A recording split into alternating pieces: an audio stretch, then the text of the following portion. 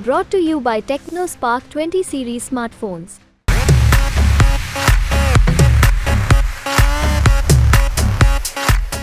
लोकसभा चुनावों के बीच जाने माने चुनावी रणनीतिकार प्रशांत किशोर ने प्रधानमंत्री नरेंद्र मोदी का नाम लेते हुए एक बड़ी भविष्यवाणी कर दी है।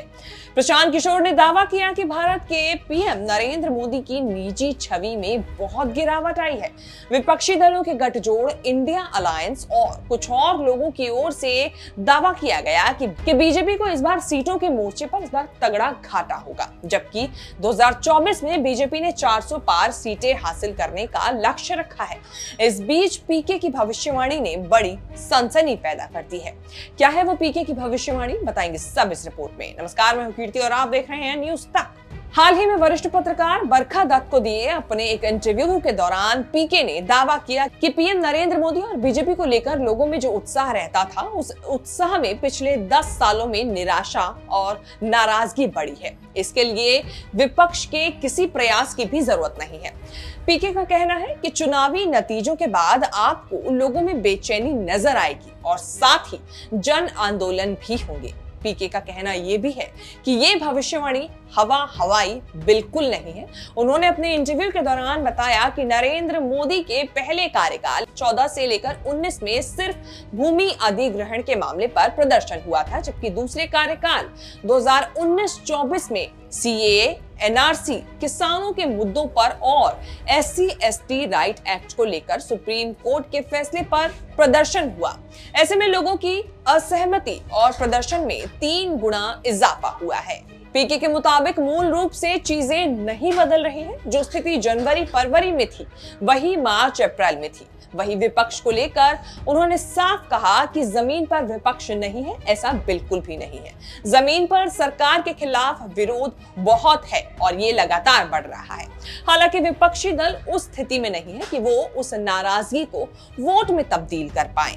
पीके का कहना है कि इसमें कोई दो राय नहीं कि नरेंद्र मोदी के नेतृत्व वाली सरकार एक बार फिर आ रही है। बीजेपी की सीटों का आंकड़ा पहले से हो सकता है ज्यादा सुधरे। पश्चिम और उत्तर में बीजेपी को कोई बड़ा नुकसान नहीं होगा। तो वहीं कांग्रेस को लेकर दिए गए अपने इस बयान में पीके ने कहा कि कांग्रेस ने बीजेपी से कुछ सीखा हो या नहीं सीखा हो, लेकिन ट्रोलिंग करना जरूर सीख लिया है। कांग्रेस के ट्रोल उतने ही आक्रामक हैं जितने की बीजेपी वाले हैं। यहाँ पर प्रशांत किशोर ने बीजेपी की बात करते हुए भी कांग्रेस की तारीफ कर दी है। हालांकि उन्होंने ये भी दावा कर दिया कि भविष्यवाणी कर दी कि इस बार भी तीसरी बार मोदी सरकार जो है वो एक बार फिर सत्ता में लौटने वाली है।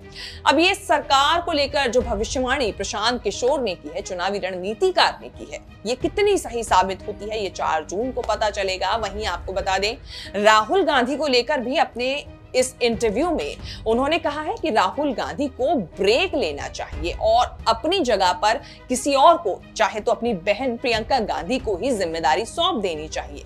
हालांकि ये कहने के पीछे जो उनका मकसद था वो ये कि राहुल को ब्रेक लेकर कमबैक करना चाहिए और ज्यादा बड़ी शक्ति के साथ और ज्यादा बड़ी समर्थन के साथ, ताकि आगे भविष्य में उनको और ज्यादा लोगों के बीच पहुंच मिल सके इस चीजों को लेकर। अब ऐसे में चुनावी रणनीतिकार प्रशांत किशोर की जो ये भविष्यवाणी है वो कितनी सही साबित होती है, ये 4 जून को पता चलेगा। आपके हिसाब से इस बार 4 जून को सरकार किसकी बनने वाली है, देश की जनता किसे चुनने वाली है? क्या आपकी राय है? कमेंट करके बताएं। ये वीडियो आपको कैसी लगी ये भी बताना ना भूलें।